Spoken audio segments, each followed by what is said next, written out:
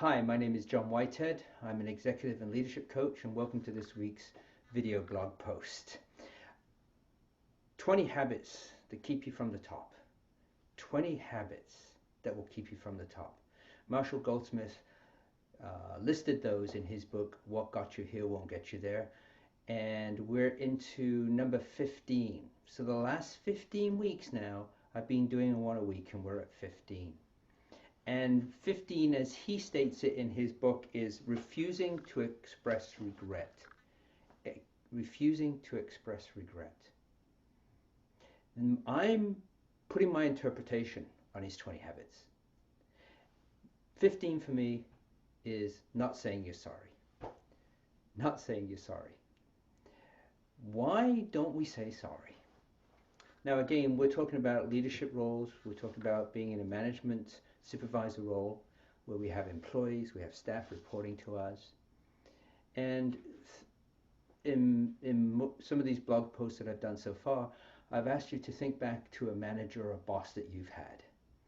So did you have a boss or a manager who found it very difficult to say sorry, wouldn't accept that he was wrong or she was wrong, would just blindly go ahead and continue on a path even though everybody else is kind of looking around going, what the heck is going on there? Right? That's what Marshall was talking about.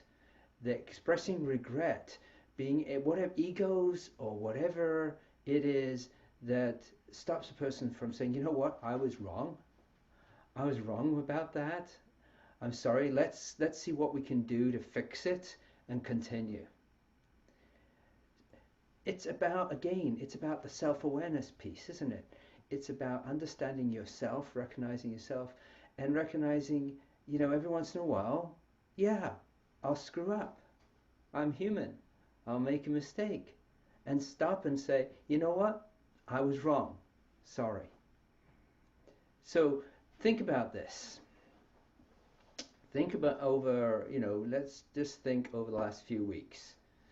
Think about over the last 2 weeks in the situations you were in. Were you in a situation where you made the wrong decision about something?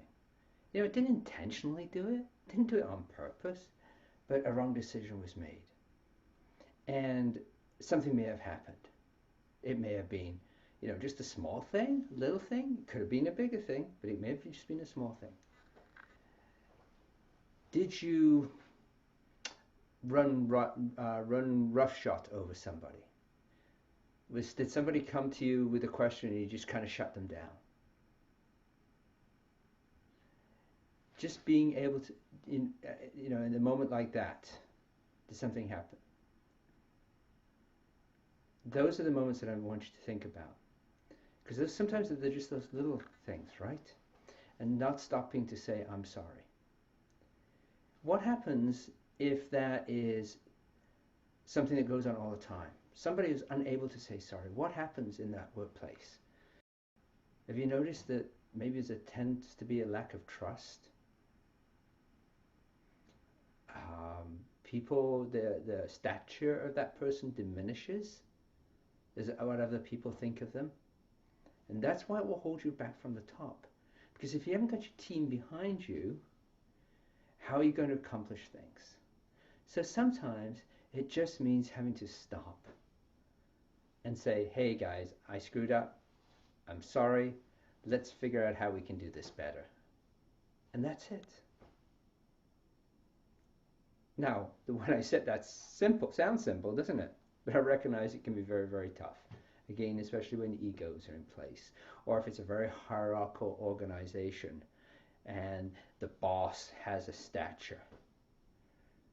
But that doesn't mean that you can't turn around to your subordinates and when it's required, apologize, acknowledge you were wrong, and say, how can we do better, and move on.